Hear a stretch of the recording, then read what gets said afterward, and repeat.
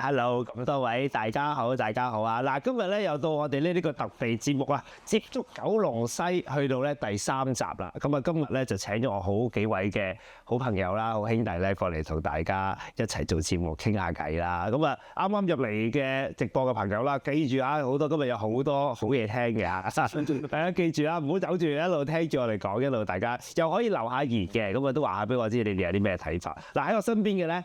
就先介紹啦，陳浩源啊，我嘅好兄弟咁啊，大家都接受俾掌聲。係啊，我哋嘅羽毛球代表啦嚇，即係亦都係我嘅喺青圖嘅好兄弟啦，亦都就係好多嘢啦，連獎牌咁逐個講啦，咁樣數落有排數啊。咁啊，但係就我哋今日咧就呢個係我哋體壇1、2、3未試過合體過，我哋咧兩個我哋都有一齊做體壇節目嘅。你而家變咗高手嚟㗎啦，係咪？節目主持人會做啲啦，成龍我成日重溫你啲帶㗎，啲學你個主持技巧。咁啊而家都適逢香港電台嘅賞識，我都會做啲啦咁樣。唔係，主要係咧而家係我哋嗰啲叫做咩冇啊，俾人取締咗啊！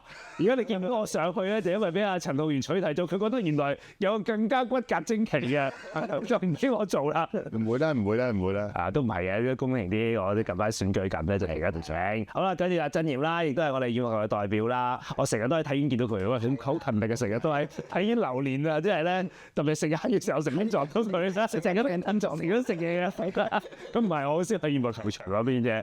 咁啊，多謝阿曾炎又過嚟同我哋傾偈啦。跟住仲有張凱彤啊，我哋咧係我哋保齡球嘅代表啊，即係咧成日都而家喺個場裏面嚟緊20年都係佢㗎嘛。係啊，我諗都係佢嘅你嘅世界㗎啦。啱啱今次喎世錦賽攞3面金牌，係使嘅3面金牌嘅，犀利。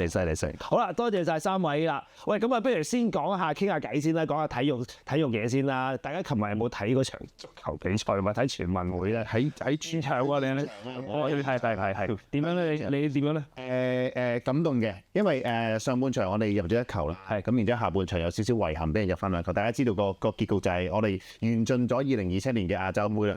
但係我個感動嘅話係因為我哋沿住原路走啦，咁樣跟住係一句話，我哋香港運動員試波嘅嘢都冇，即係大家都係支持嘅，然之後大家都係希望2027年之後一齊翻嚟啊，然之後為下一個大賽。我諗係近呢幾年大家累積 build up 落嚟嘅啊，原來有47000幾人喺個球場度，儘管係帶住一個少少遺憾嘅結果，但係個結果係大家都繼續支持，呢個係好感動嘅呢件事。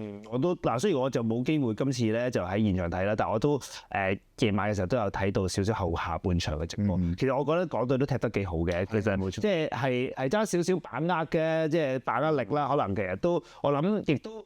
最開心好似你咁講咧，就係可以見證到咁多人入場啦，即係香港隊支持香港隊咧係好重要嘅，即係咧咁多人一齊去現場睇一個比賽，支持大家個目標一致咧，真係好高興嘅。不過唔緊要嗱，香港隊咧就繼續加油。嗱，講真，大家都係做運動嘅，贏輸咧就成日有贏就有輸嘅，即係唔會永遠都贏，亦都唔會永遠都輸嘅。今次亦都係一個好嘅大賽經驗啦。所以其實咧反觀翻咧，其實嗱，除咗我哋香港隊嘅足球以外咧，近排全運會咧亦都唔錯喎。嗱，到下先啦，我頭先啲同事嗱，我哋咧已經咧今屆嘅全運會咧係8金2銀8銅，哇，犀利啦！比上屆咧，你知上屆比上屆幾多？上屆咧係2金5銅，即係得有7塊，而家咧就已經係8、9、10、18塊啦，即係多過上年1倍，上屆1倍有多，即係港隊成績好好啦。今晚咧就頭先我睇咗7點半咧就仲有花劍嘅。決賽咁啊，睇下家朗啊、千羽啊、蔡俊彥佢哋啦，咁啊睇佢哋點樣打成點啦。咁啊點解你全運會有冇留意咧嚇？有啊，一路都有跟蹤住。我哋其實咧，我覺得全運會啲熱事真係好好。我哋就係以為咧開幕禮先開幕，但係其實呢個頭盤喺開幕禮之前咧，已經搞到我哋成個城市慶賀啊！包括我哋有沙灘排球啦，特別我哋有手球，好多團隊去殺出嚟，然之後大家睇住我16個男孩子咁熱血，然之後到4強少少飲恨，我哋覺得呢啲真係啊！我哋未來係咪要俾多啲支持啲？無論係我哋嘅全職精英運動員定還是我哋嘅非全職精英運動員啊，我哋都係要支持。然之後一路就殺到慢慢一塊一塊金牌，李思穎3塊金牌啦。然之後一路落嚟，我就覺得哇！即係大家帶到即係全運會港隊帶咗2個好好嘅星期嗰個節目俾我哋。係啊，即係我覺得好多即係除咗贏嘅喜悅梗係好好啦，但係同一時間咧，即係就算有啲運動員佢未必贏到，但係佢哋嗰個體育精神同埋佢出嚟咧好大方咁去分享咧，我覺得都係好值得我哋去學習嘅，即係呢個係好好嘅精神嚟嘅。咁你哋兩位咧，阿振賢咧，你有冇邊一個 highlight 啊？呢個畫面你特別深印象咧喺呢個全運會嘅階段？其實咧，我嗰日就係早2晚嘅啫，跟住睇何詩蓓咧連續2個決賽都有睇啊。係啊，我覺得我係喺就算食緊飯，我都係要撳住嚟睇嘅。跟住之後，因為我真係好想睇佢點樣可以處理到連續2個喺唔夠10分鐘時間處理2個決賽，呢個真係好諗緊佢會唔會快少少定係點樣？但係 which is 佢2個都係用佢最 best performance 出嚟，咁所以呢個係我覺得呢個精神先係最重要。咁而 which is 都係好鼓勵到我哋日後啊，我哋作為運動員啊，我哋遲啲去殘大奧嘅時候，咁嗰個精神同埋嗰個動力咧，其實係喺佢哋身上。就算我哋運動員同運動員之間都值得學習嘅一個。係啊，真係好犀利啊！呢個大家都好印象。好啊，阿圖咧，譬如我睇咗何詩蓓嗰個啦，即係佢連續5分鐘之外參加咗50米嘅決賽㗎啦。我覺得佢好犀利就係犀利到已係佢短5分鐘裏邊參加2項決賽啦。我覺得係去睇下佢點樣去調整自己嘅心態去應付嚟緊嘅面對嘅挑戰啊！我呢個係好值得我哋去學習咯。喂，我哋如果咁講啦話，我自己都有2個畫面嘅，一咧就係單車，阿思榮咧，我咧就近年咧我都好幾次入去單車館睇比賽。咁我上年巴黎奧運嘅時候咧，阿思榮都係有去到嘅，即係我印象中佢都係近年咧都係一個比較即係沉咗一陣，即係佢自己都可能面對，即係你哋好明白啦，運動員嘅高高低低係一個比較難嘅階段。咁所以咧，即係我見到佢即係。佢自己都有分享到啦，即係佢調整咗之後，即係今年嘅成績同埋即係佢自己嘅努力咧，我就真係好被感動。即係全你要記得佢單車衝線，哇！後面咁多車，後面嗰度哇咁樣贏法，即係跟住後來再幫隊友啊，同佢一齊去贏啊大家，咁我就覺得呢個畫面好感動啦。第二個咧就我都有去睇嘅，就係嗰個3項鐵人。咁個3項鐵人咧，我又好感動喎，好開心喎，因為咧即係小弟都玩下三鐵啦嚇，咁咧。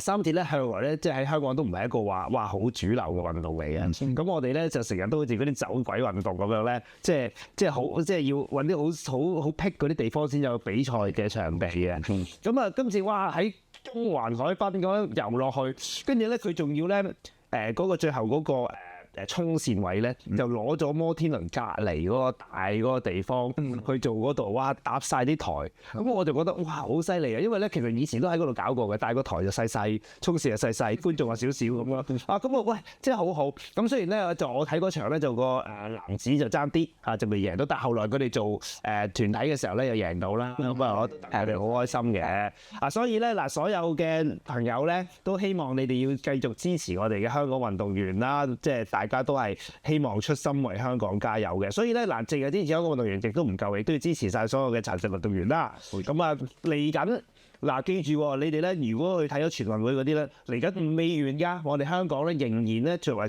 即係我哋咧，大家都仍然有呢個殘疾運嘅。咁我幾時咧？阿振賢，你講下俾大家知啦。嚟緊咧就係12月嘅8號至到15號咧，咁我哋喺大灣區就會唔同嘅地方就舉行唔同嘅項目嘅殘疾奧啦。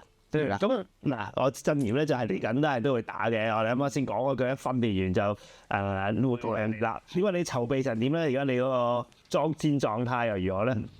其實你殘疾奧都係今年嘅主賽嚟嘅。其實今年成個鋪排都係為咗殘疾奧嘅。咁我哋出發之前而家剩翻3個禮拜啦。咁啊有一啲針對性嘅訓練啦。咁特別係一啲我哋平時小練或者一啲針對對手嘅訓練，我哋而家都加強緊嘅。咁希望可以喺呢3個禮拜最後衝刺嘅時候，咁就亦都係同時係可以帶到個好成績俾大家嘅。即係大概都知道啲對手啊，啲老對手啊，大概都知道，其實都話打熟㗎啦，大家都話。對手其實都大家都兩知啦，即係咁而特別強嗰幾個嘅話，咁大家都知道大家嘅打法啊，大家嘅都有針對性嘅訓練對翻佢。好啊。咁啊，海彤咧嗱，我知道雖然咧殘疾奧就即係保齡球就唔係一個主項目啦，但係之前咧當喺群眾體育嗰度咧，都係有一個比賽㗎，係咪啊？有啊。不過我嗰陣時就去咗旅行，就未有機會去睇咁樣。好啊，咁啊，其實咧，我覺得保齡球咧近年都多咗好多比賽。我哋而家之前都講開話，我哋咧就都搞咗好多唔同嘅比賽咧。世界賽都喺今年啟德開咗之後，都有啲保齡球比賽。上次亦都試下擺咗條喺伊利沙伯體育館啊，擺咗條賽道喺度俾人哋睇保齡。係啊，冇錯。係咪近年保齡係咪都推動得幾犀利啦嚇？都有啊，香港都搞好多比賽都。係啊。嚟緊下個星期啦，我知道24號啦，咁啊佢哋保齡球又會有 IBF 嘅世界錦標賽啦。今次有啲特別，佢哋就頭嗰幾日咧就係托到尾嗰兩日咧，就好似阿 Vincent 嚟講啦，佢就擺咗2條賽道喺伊利沙伯體育館做 semi final 同 final，咁所以呢個係好犀利啊！嚟緊保齡球都係好犀利。我覺得發展得唔錯喎嚇。好啊，喂，我哋咧嗱講完呢個之後咧，都要略略嗱，我就諗住唔介紹阿陳浩源啦，我但係全世界都知道我老哥嘅，我老哥。不如你又訪問下兩位運動員，俾多啲人知道佢哋兩個嘅背景。雖然阿振賢話嗰度佢係同都有人姓嘅，咁不如阿同你講下你，譬如你嗰個點解會接觸保齡球啊？點樣參與呢件事嘅咧？即係或者你喺個生活裏邊當時有啲咩原因令到你去參與即係多啲運動啦？我初初就係冇接觸保齡球嘅，就係以前嘅一個殘奧會咁樣啦。咁就去諗住搞一個保齡球嘅訓練班。咁跟住咧就喺唔同嘅地方邀請啲視障人士去試玩咁樣啦。咁我揀咗啲有潛質嘅去訓練啦。咁我就嗰時係其中一個嚟嘅。咁大概訓練咗一段時間啦。咁就我自己咧就諗住專注讀書啦。咁就冇玩啦。係啦，咁跟住咧，到我出嚟做嘢，先再加入翻個隊，咁啊訓練到依家啦。你介唔介意講俾觀眾聽咧？即係你係主要係因為係咪個視障嗰個障礙比較犀利啲咁樣咧？我本身係因為白化病，影響到個眼球嘅發展啦，咁啊令到有好深散光噶喎，影響到隻眼睇得好朦咁樣咯。因為我哋有時做，我哋之前都喺啲體驗嗰度都試過啦，就即係帶住。咁譬如好似你咁樣，你譬如打保齡球嘅時候咧，即係你係會唔會用多啲感覺去打，定係點樣嘅咧？即係因為你始終都係要瞄準一啲事情啊咁樣。我本身視力算係比較好啲嘅，咁就但係其實都係睇唔到嘅。咁都係靠平時練習身體感覺咯。即係你感覺係咁樣嘅，咁教練話俾你知啱嘅，咁啊記住個感覺就 keep 住去練熟個動作佢咯。咁而家就叫做係全職嘅運動員啦，係咪？呢幾年我差唔多做咗全職大概7年嘅。好啊，嚟緊都係嗰句啦，都係你呢周天都係靠你頂住努力，多贏多啲牌啦。會。好啦，喂，咁啊同你講下啦，咁你係點樣咧？你個經歷係點咧？振賢？咁其實我就係天生就已經患有侏儒症啦。咁其實我就喺主流嘅學校長大嘅。咁細個嘅時候，其實都接觸唔同運動啦。咁最邊都淨係有打過羽毛球嘅細個開始。咁但係發覺其他因為同其他同學仔，佢哋係高大過我啊，大力過我，跑得快過我。咁經常打下之後就算啦。咁我就唔打啦，因為冇信心啊嘛，要同佢哋打真係唔開心㗎啦咁樣。咁直至到一次機會啦，咁知道原來咧世界上有其他嘅專業人士喺一齊咁樣喺世界比賽度嘅。咁跟住真係嗰次就重燃我嘅羽毛球夢啦。咁就由嗰時開始啦，咁大概10幾年前啦，咁就開始訓練啦。咁亦都係多謝。係咯，港隊嘅一路咁培訓啦，咁可以代表香港出去比賽啊，咁亦都係世界上有少少成績啦咁樣，咁亦都係呢個鼓勵令到我係想投身呢個全職運動員嘅，咁所以就都係做咗全職運動員7年啦咁樣，咁就一路咁樣希望可以因為羽毛球可以帶到我人生嘅嘅。有樣嘢咧，我成日都想問下你哋冇機會嘅，即係咧嗱，我哋咧就我覺得真係一個幾好嘅選擇嚟嘅，即係如果係有啲嘅殘疾嘅朋友，佢哋咧細個嘅時候，佢覺得某一個運動佢有興趣或者佢有潛質，其實佢係即係去慢慢去俾心機去一路訓練咧，佢有機會好似你哋幾位咁樣咧，係可能踏出一個世界嘅舞台嘅，亦都可以擴闊到成個圈子啊咁樣。咁但係即係究竟佢哋可以即係點樣做一個切入點咧？即係譬如佢哋可能佢嗱細個都係爸爸媽咪照顧多啲啦，即係你爸爸媽咪見到呢個小朋友佢可能6、7、8、9歲，可能佢有某啲嘅嘢缺乏咗嘅，但係其實佢可能佢覺得佢係有啲天分嘅。咁你覺得佢可以點樣做嘅咧？即係呢件事點樣去？有啲人話喂，我點樣可以做到一個運動員啊？即係呢個問題有咩方法嘅咧？我諗小朋友放佢入體育界或者佢發生體育咧，首先要搞掂佢父母先。即係好似覺得話，因為佢哋無論係財政啊，定或者決定權都放晒喺父母度。咁所以我諗振賢佢分享過佢嘅故事就係佢細個咧，佢父母唔係好想承認佢係一個殘疾人士，因為其實佢係只係生得比人哋唔夠高。咁突然之間要佢承認自己係一個殘疾人士，然之後等佢喺殘疾人士嘅體育界嘅發展咧係困難，因為你要突破個心理關口。咁所以或者振賢你可以講下你。其實係啊，即係嗰時細個根本上就唔會接觸到殘疾人士，即係我最後學校長大，最後社會長大。咁我其實嗰時亦都係資訊冇咁發達啦，咁所以我嗰時到我哋知道殘疾運動員嘅時候，已經去到好後期啦，已經係即係可能係我廿幾歲嘅時候。咁而家係好咗嘅，因為而家咁我係香港第一個專業運動員，咁所以因為我嘅發展之後，跟住我陸續都多咗專業嘅運動員出嚟，咁亦都係而家最細嘅7歲開始已經開始，可能有啲父母好似咁講，父母嗰關咧就係佢哋都好希望佢哋喺運動上面有啲成就咁樣，都好鼓勵佢哋係放咗學，其實係可以去玩運動咁樣。咁 which 係呢個係一個好嘅現象。咁好似你咁講啦，咁因為我哋都唔知佢幾時可以突然間一聲突然間去咁犀利咁，但係起碼父母嗰邊、家庭嗰邊係支援嘅話，咁其實係可以喺佢運動方面係令到佢係一個進步嘅成長。咁如果即係咁嘅話，係咪即係喺嗰個早啲嘅階段，可能喺家長嘅切入嗰度早啲做？譬如嗱，可能學校透過學校，或者我唔知透過邊度啦，或者透過我哋啦，即係等佢哋都知，對家長知道啊，原來佢哋咧個仔女如果選擇做一個全職嘅，做一個運動員啦嚇，或者即係有乜嘢嘅前景嘅，呢個都係一個好嘅切入點嚟喎，係咪？其實都係啊，因為唔係話 search， 但係咧有時咁我做到嘅嘢，咁都係俾到佢哋一個參考。係咁佢哋佢會知道啊，原來佢個仔女訓練，例如可能幾年之後會可以代表到香港出去比賽，去到比賽之後，咁日後佢嘅運動生涯會係點嘅？好似亦都會影響到佢哋考慮點啊，佢哋自己生活上啊，退役之後啊等等，佢哋安排會係點嘅？咁呢個都係我覺得我自己都係做得比較好少少嘅位置，就係我都可以俾到一個sample 佢哋去跟住，或者係一個參考嘅指標，佢哋點樣係可以一個真係係一個專業嘅人，都會係一個運動員佢嘅生涯喺度嘅。嗰個切入點咧係點樣做咧？嗱，我知道有啲可能有啲有需要嘅朋友，佢可能就喺主流嘅學校嘅。有一啲就可能佢有啲特殊嘅學校啦，咁即係譬如可能喺特殊學校裏邊，我相信即係可能殘奧都會入去有得主啦。咁但係主流嗰啲可能就都真係要透過可能老師啊、家長自己去主動去揾，係咪咁嘅？其實 Vincent 嚟講都啱，其實係消失咗嘅引咗型嘅，所謂私隱條例咧，我哋任何種係可以叫係俾一個 list 我哋。所以喺融合教育嘅情況底下咧，大部分融合咗落去嘅殘疾人士或者殘疾人士嘅小朋友，我係唔見咗嘅。咁所以我哋近年譬如知道我哋做好多落社區入學校，其實嗰啲就會有用啦，因為我哋可以唔單止俾到街坊知道殘疾人士運動係咩，其實我哋係成日入啲學校度咧，我哋可以教到啲老師，不如你幫我喺學校裏面揾啦，因為佢哋嘅群組，佢哋嘅 network 係要佢哋先至揾到。譬如老師上體育堂，邊個成日唔上體育堂，或者佢身體可能有一啲限制，令佢上唔到體育堂，咁係咪第二個 platform 俾到呢啲嘢佢咧？我諗我個會係 Vincent 你所講嘅切入點，我哋真係要唔同嘅人，即係好似星探咁樣，係鼓勵，係你個揾對係啊！我哋有時都好似即係好似星探咁樣，喺街度見到呢個好似幾好喎，就過去遞卡片，不如你試下。我哋都係咁樣，即係都要用呢個方法，我係咪啊？同你我成日都有咁諗過，呢個好似有啲潛質做我哋運動員喎。佢會以為我呃佢，我都係咁樣諗咁樣。你都有唔似呃人嘅，放心，我就問啲。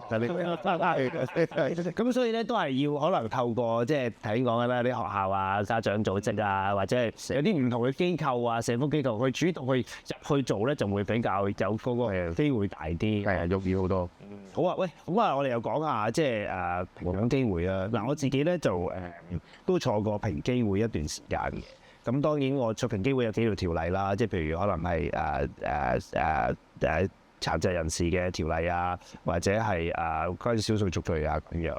咁我覺得咧，其實即係你哋又等陣又講下啦，即係究竟你覺得喺香港評獎機會，你哋覺得做得好唔好咧？即係或者你覺得話其實會唔會有時都遇到啲唔係好公平嘅對待咧？又或者其實覺得你有覺得咩地方其實喂都可以值得去做下喎？嗱，即係譬如簡單講即係可能有時啲輪椅有時出入，可能佢會冇咁方便。咁之前都有啲個案試過啦嚇，即係可能入到去嘅時候根本就冇遇到，咁就有少少爭拗啊咁樣。即係但係你哋覺得整體即係香港喺呢部分，可能阿浩然你哋或者你幾位都係啦，接觸喺世界好多唔同嘅地方，你覺得都香港做成點樣啦？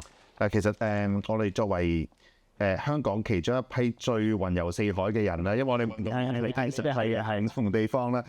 香港個硬件咧係我覺得係世界頂級，即係其中都係發展得好好嘅。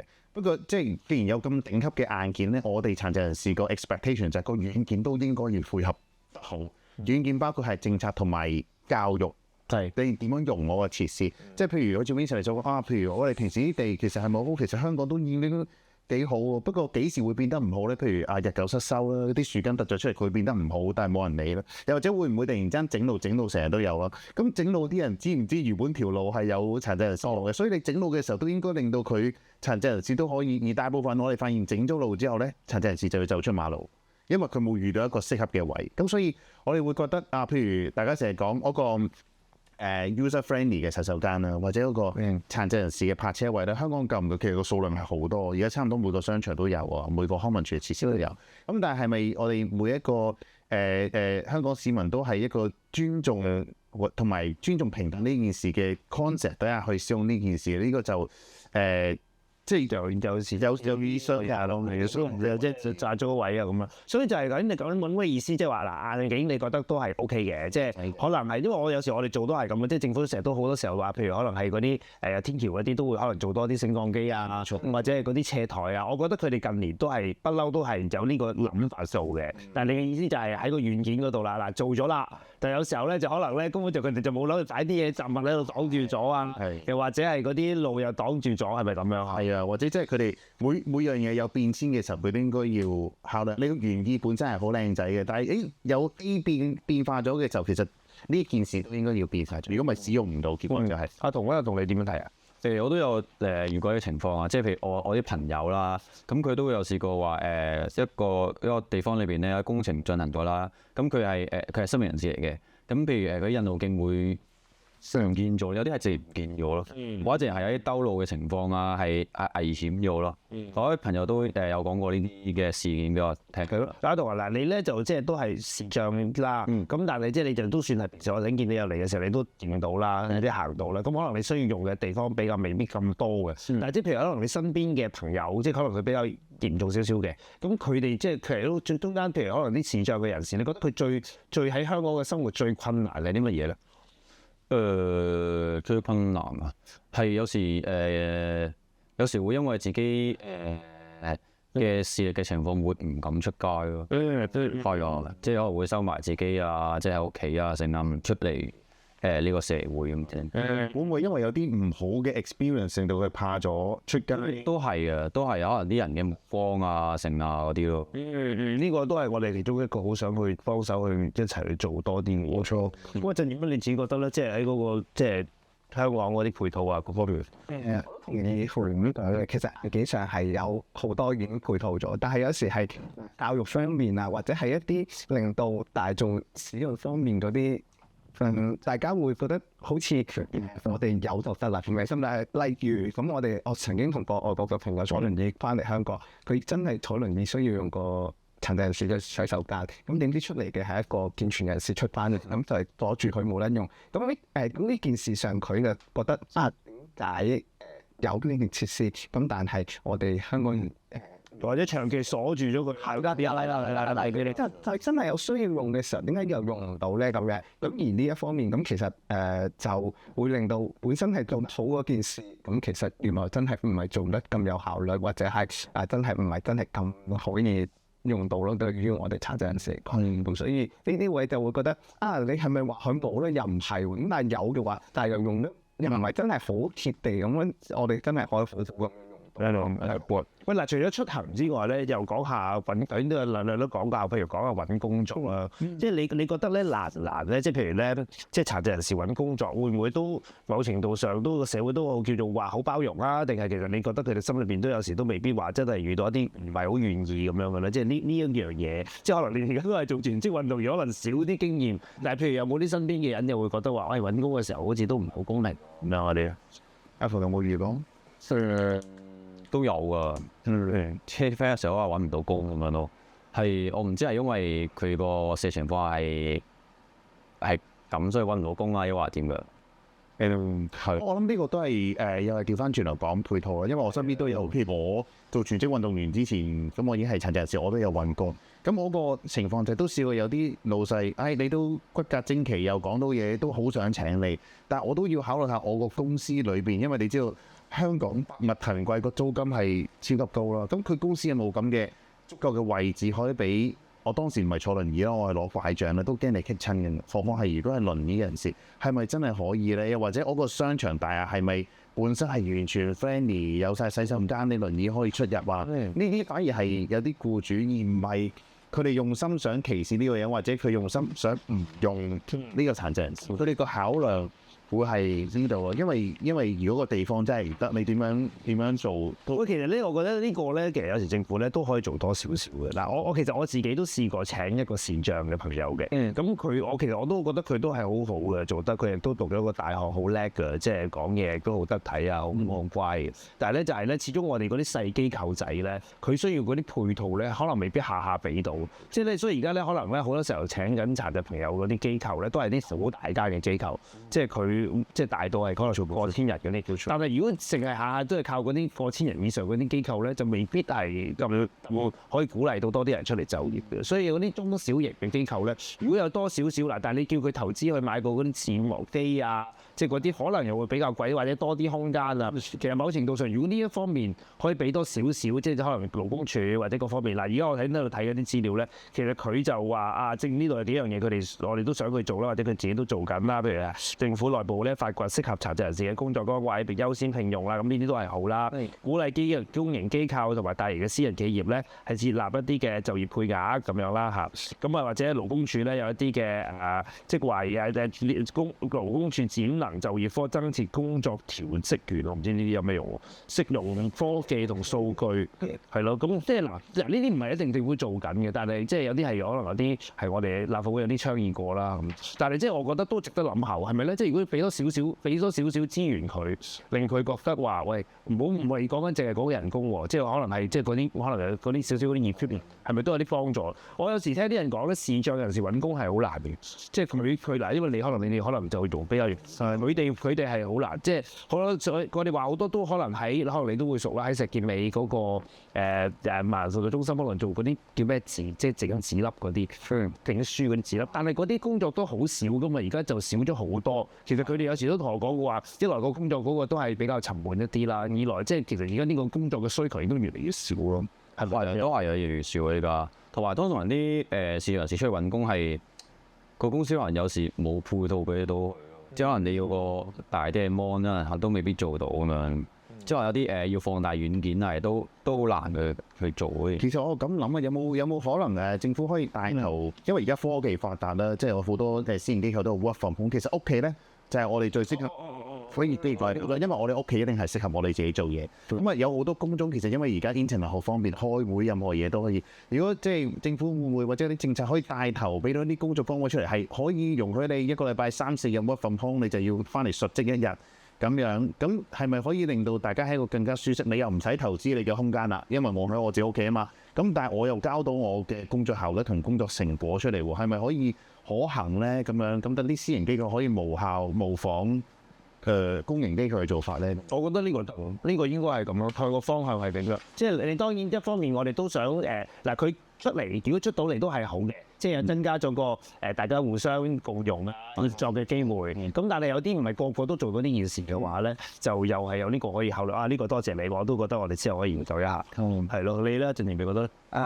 其實我覺得又要我覺得首先殘疾人士要踏出社會做嘢，個心理個關係已經算強嘅。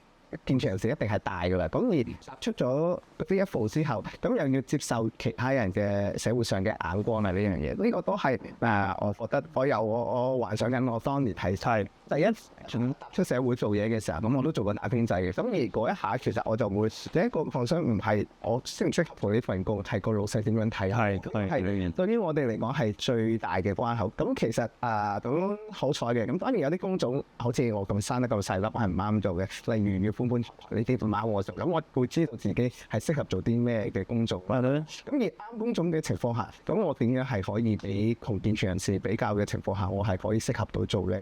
咁呢個位都係其實真係要一段時間去令到自己心臟強大，要相信自己。其實我哋工作上比健全人士做嘢係冇分別嘅呢個位。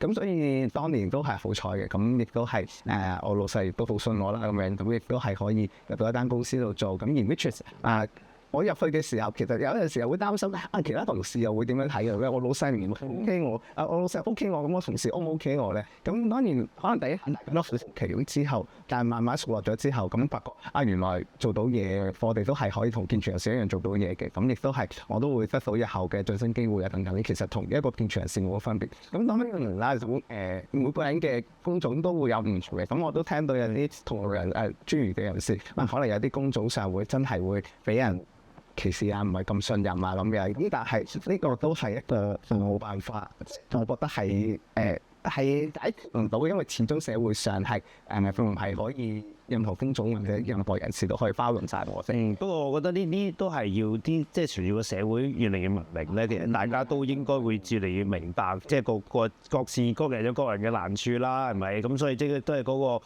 會，我相信會越嚟越好嘅。不過又引申出嚟，頭先講呢個問題，都係我自己一路最想做，或者我同阿浩然都最想做嘅，就係咧，即係點樣覺得有時候咧，即係你嗰個心臟強大嘛。咁你哋三個固然就心臟強大啦，咁但係即係我哋究竟有啲咩方法咧，可以令到有啲人其實佢都可以心臟強大嘅，但係佢而家呢個未開到個門，未開到個心扉出嚟。即係我覺得咧，其實咧我自己喺即係九龍西區啦，油尖旺、深水埗咧，特別喺啲屋邨裏邊咧，即係有傳出好唔少嘅殘疾人士嘅講真都。我有時都好努力咧，希望鼓勵佢哋係走出嚟嘅。即係我覺得，因為佢一路都唔出嚟咧，我哋就一路咧都好難知道佢嗰個困難喺邊度，或者點樣幫佢。就算佢唔走出嚟，我哋都即係最少我哋都可以入去幫佢啊。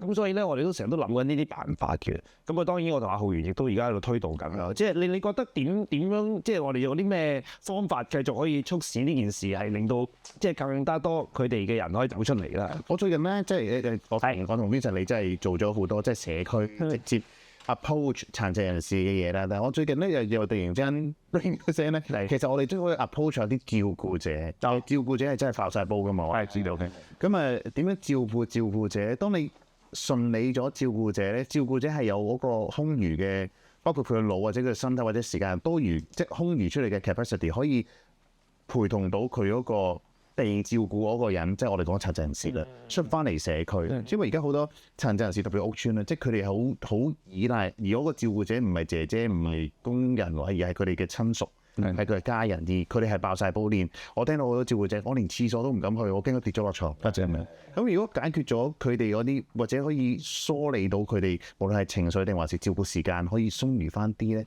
佢哋又可以多啲時間去接納社會上邊唔同人嘅幫，然之後佢鬆裕咗，然之後令到被照顧嗰個，其實佢哋可以一齊出嚟參加一啲活動，兩個一齊出嚟。其實最容易鼓勵到嗰個需要嗰個人就係嗰個照顧者。絕對，其實呢個真係好難。而家你政府都越嚟越多數字㗎嘛，因為照顧者而家都有啲資源係俾照顧者嘅。咁其實即係我都某程度上我哋都知道嗰個照顧者係邊個啦，佢嗰個需要被照顧係啲乜嘢嘅需要啦。其實都從而喺度做一啲嘅切入，都係一個方法嚟嘅喎。冇錯，係咪啊？你哋覺得咧有咩橋咧？仲有啲咩橋可以令到多啲人走出嚟咧？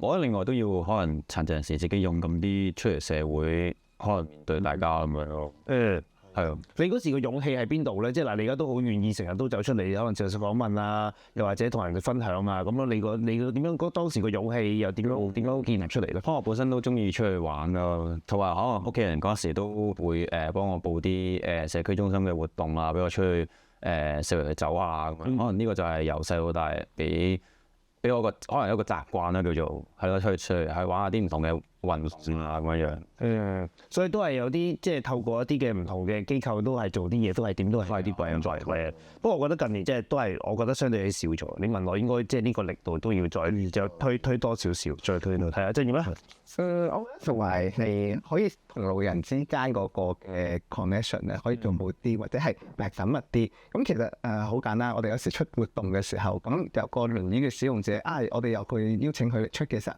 佢有時咧就會其實唔係好咁啊，或者會唔會咩？我可唔可以叫埋另一個朋友一齊出嚟？咁而另一個朋友其實都係輪椅使用者，其實係大家係好嘅，突然之間會有第一兩個輪椅使用者一齊參加咗。咁而可能佢哋之間其實係講真可能普遍嘅殘疾人士係會心臟未咁強大之前，咁係需要 peer 之間嗰種嘅配合咯。咁而係呢個 peer 之間，咁1+1嘅話，咁可能 which 係大過2添。咁而係令到佢哋可以踏出呢一步之後，咁其實我覺得成日都係覺得第一步係最難嘅。咁而係踏出咗呢一步之後，咁日後慢慢就可以 pick up 到2個，如此類推，咁呢個關係就會越嚟越好。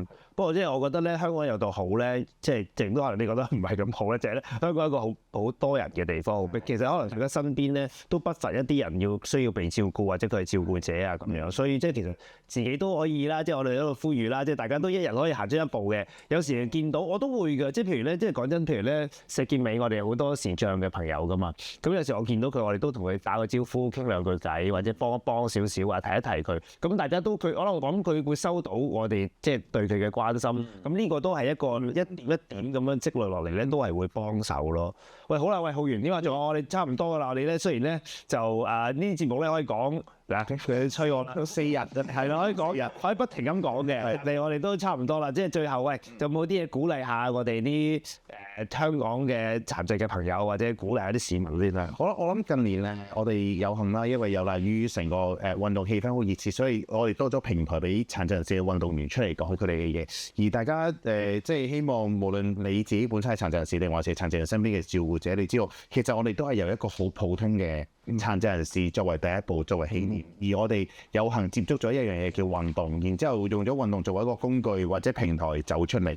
咁我哋雖然成日鼓勵人嚟做運動，其實我哋都鼓勵唔同嘅人利用唔同嘅工具啦，文化好、藝術好、讀書好，所有你可以同社會連結嘅，都希望你踏出呢一步。而呢一步係會改變大家人生。咁所以無論你係照顧者，定還是被照顧者都好，或者你哋係佢哋身邊嘅人都好，都應該鼓勵佢哋接觸多啲唔同嘅嘢，令到大家同社會聯繫。我哋社會越聯繫埋一齊咧，就會大家好啦。好啊，即係我哋個節目叫接觸嘛，即係我哋多啲接觸下啦。咪即係我都好想借呢個機會咧，要多謝你哋3位嘅。即係講真，即係其實你哋都真係做咗一個好好嘅榜樣，亦都鼓勵咗好多嘅唔同嘅人嘅需要，未必一定係講緊殘疾嘅，即係鼓勵咗我啦。我見到陳麗我都好感動嘅，咁都係事實嚟嘅。咁所以咧就都係要拜託你哋幾位啦，繼續咧一齊去推動。我同我同幾位咧，我哋都有好多嘢夾㗎。咁大家都繼續密切留意住我哋啦。即係希望大家都覺得身邊有啲朋友有需要嘅，都歡迎話俾我哋知道，覺得合適嘅都好，我哋都好願意大家一齊去分享嘅。好啦，喂，我哋咧今日嘅節目咧就去到呢度。咁多謝幾位今日接受我嘅訪問啦。咁希望我哋喺呢件事工上面咧，就大家一齊努力啦，繼續努力。好多謝晒，好，下次見，拜拜。